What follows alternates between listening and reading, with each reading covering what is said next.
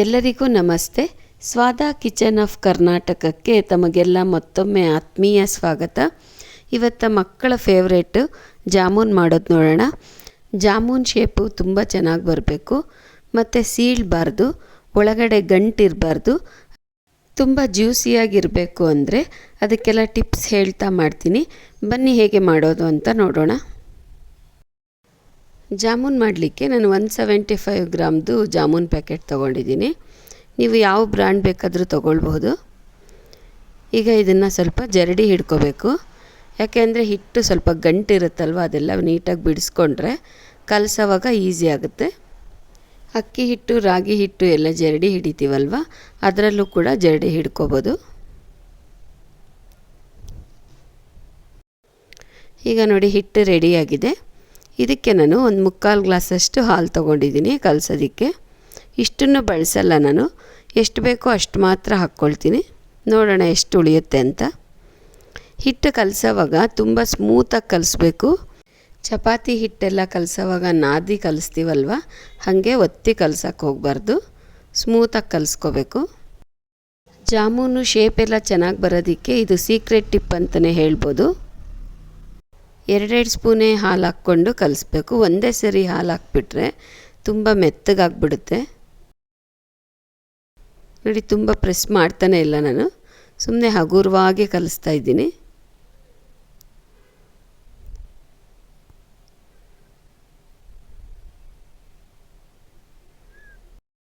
ಈಗ ಹಿಟ್ಟು ರೆಡಿಯಾಗಿದೆ. ಇದನ್ನು 10 ನಿಮಿಷ ನಾನು ನೆನೆಯೋದಕ್ಕೆ ಬಿಡ್ತಾ ಇದ್ದೀನಿ. ಒಂದು ಪ್ಲೇಟನ್ನು ಮುಚ್ಚಿ 10 ನಿಮಿಷ ಸೈಡ್ಗೆ ಇಟ್ಬಿಡೋಣ. ಇದನ್ನು 1/4 ಗ್ಲಾಸ್ ಹಾಲು ಮಿಕ್ಕಿದೆ, ಅಲ್ಲಿಗೆ ನಾವು ಅರ್ಧ ಗ್ಲಾಸು ಹಾಲನ್ನು ಉಪಯೋಗಿಸಿದ್ದೀವಿ. ನೆಕ್ಸ್ಟ್ ಪಾಕ ಮಾಡ್ಕೊಳ್ಳೋಣ. ಇದಕ್ಕೆ ಸ್ಟವ್ ಮೇಲೆ ಒಂದು ಪಾತ್ರೆ ಇಟ್ಟು ಅದಕ್ಕೆ 2 ಗ್ಲಾಸ್ನಷ್ಟು ನೀರು ಹಾಕ್ತಾಯಿದ್ದೀನಿ.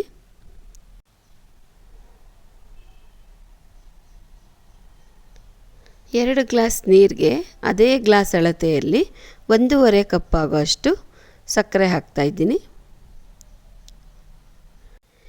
ಸಮಾನ ಅಳತೆಯಲ್ಲಿ ತೊಗೊತಾರೆ, ಅಂದರೆ 2 ಗ್ಲಾಸ್ ನೀರಿಗೆ 2 ಗ್ಲಾಸ್ ಸಕ್ಕರೆ ಹಾಗೆ ತೊಗೊತಾರೆ. ಆದರೆ ಅದು ತುಂಬ ಸ್ವೀಟ್ ಆಗಿಬಿಡುತ್ತೆ. ಮೀಡಿಯಮ್ ಸ್ವೀಟ್ ಬೇಕು ಅನ್ನೋರು 1 ಗ್ಲಾಸ್ ನೀರಿಗೆ 3/4 ಗ್ಲಾಸ್ ಸಕ್ಕರೆ ಹಾಕ್ಕೊಂಡ್ರೆ ಸಾಕು. ಸಕ್ಕರೆ ಎಲ್ಲನೂ ನೀರಲ್ಲಿ ಕರಗೋವರೆಗೂ ಹೀಗೆ ಮಿಕ್ಸ್ ಮಾಡ್ಕೋಬೇಕು. ನೋಡಿ, ಈಗ ಪೂರ್ತಿಯಾಗಿ ಕರಗಿದೆ. ನಾನು ಒಟ್ಟಾರೆ 400 ಗ್ರಾಮಷ್ಟು ಸಕ್ಕರೆಯನ್ನು ಬಳಸಿದ್ದೀನಿ ಇದಕ್ಕೆ. ಈಗ ಇದನ್ನು ಚೆನ್ನಾಗಿ ಕುದಿಯೋದಕ್ಕೆ ಬಿಟ್ಬಿಡಬೇಕು.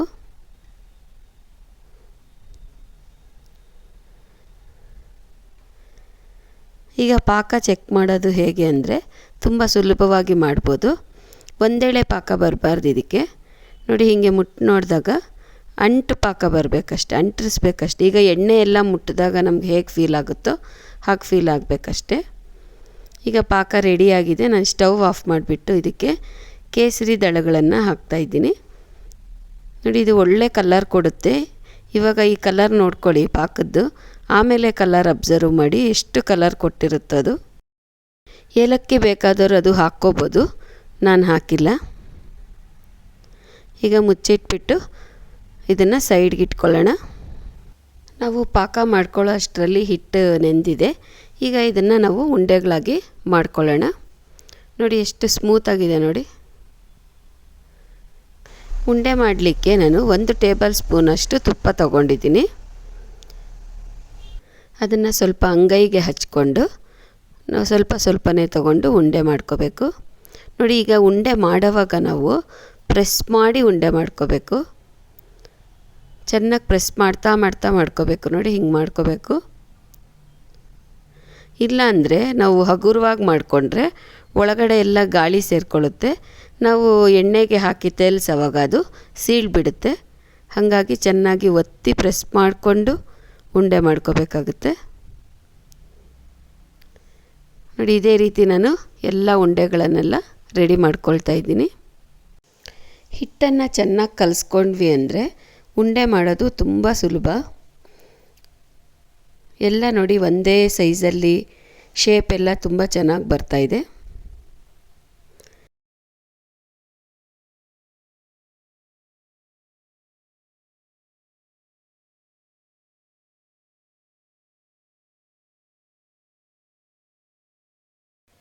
175 ಗ್ರಾಮು ಜಾಮೂನ್ ಪ್ಯಾಕೆಟ್ಗೆ ನನಗೆ 28 ಜಾಮೂನ್ ಆಗಿತ್ತು. ನಾನು ಸ್ವಲ್ಪ ದೊಡ್ಡ ಸೈಜ್ ಮಾಡ್ಕೊಂಡಿದ್ದೀನಲ್ವ, ಹಾಗಾಗಿ ಅಷ್ಟಾಗಿತ್ತು. ಇನ್ನು ಸ್ಮಾಲ್ ಸೈಜ್ ಮಾಡಿಕೊಂಡ್ರೆ ಆಲ್ಮೋಸ್ಟ್ 35 ಜಾಮೂನ್ಸ್ ಆಗುತ್ತೆ.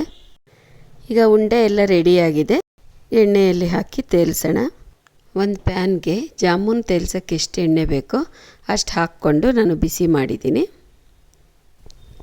ಈಗ ಇದಕ್ಕೆ ಜಾಮೂನುಗಳನ್ನು ಹಾಕ್ಕೊಳ್ಳೋಣ. ನೋಡಿ, ಎಣ್ಣೆ ಎಷ್ಟು ಬಿಸಿಯಾಗಿರಬೇಕು ಅಂದರೆ ನಾವು ಜಾಮೂನ್ ಹಾಕಿದಾಗ ತಕ್ಷಣವೇ ಅದು ಮೇಲೆ ಬರಬಾರ್ದು. ಸ್ವಲ್ಪ ಅಲ್ಲಿ ಬೆಂದ ಮೇಲೆ ಬರಬೇಕದು. ಆಗ ಅದು ಕರೆಕ್ಟ್ ಬಿಸಿಯಾಗಿದೆ ಅಂತ. ತಕ್ಷಣ ಮೇಲಕ್ಕೆ ಬಂತು ಅಂದರೆ ತುಂಬ ಬಿಸಿಯಾಗಿಬಿಟ್ಟಿದೆ ಅಂತ.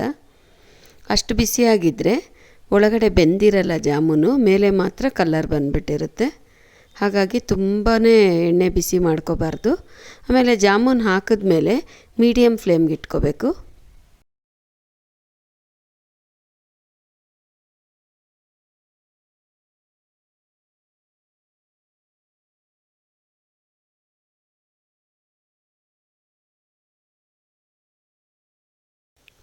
ಇಷ್ಟು ಕಲರ್ ಬಂದರೆ ಸಾಕು. ಈಗ ಜಾಮೂನೆಲ್ಲ ತೆಗೆದಿಟ್ಕೊಳ್ತಾ ಇದ್ದೀನಿ.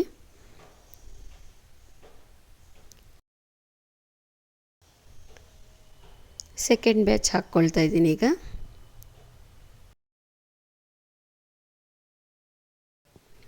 ಇದನ್ನು ಅಷ್ಟೇ ಹದವಾಗಿ ಬೇಯಿಸ್ಕೊಂಡ್ರೆ ಆಯಿತು.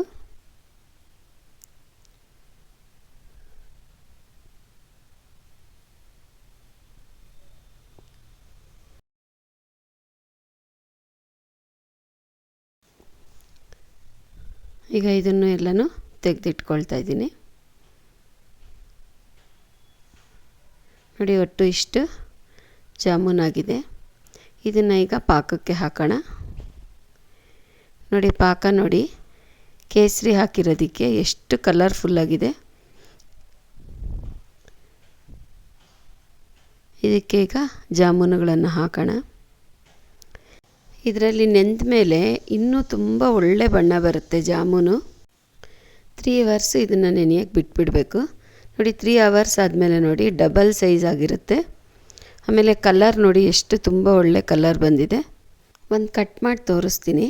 ನೋಡಿ ಎಷ್ಟು ಸ್ಮೂತಾಗಿದೆ, ಎಷ್ಟು ಜ್ಯೂಸಿಯಾಗಿದೆ. ನೋಡಿ, ಸ್ವಲ್ಪನೂ ಗಂಟಾಗಿರಲ್ಲ, ಅಷ್ಟು ಚೆನ್ನಾಗಿರುತ್ತೆ. ಇದೇ ಮೆಥಡ್ನ ಫಾಲೋ ಮಾಡಿ ನೀವು ಕೂಡ ಒಮ್ಮೆ ಟ್ರೈ ಮಾಡಿ. Thank you for watching.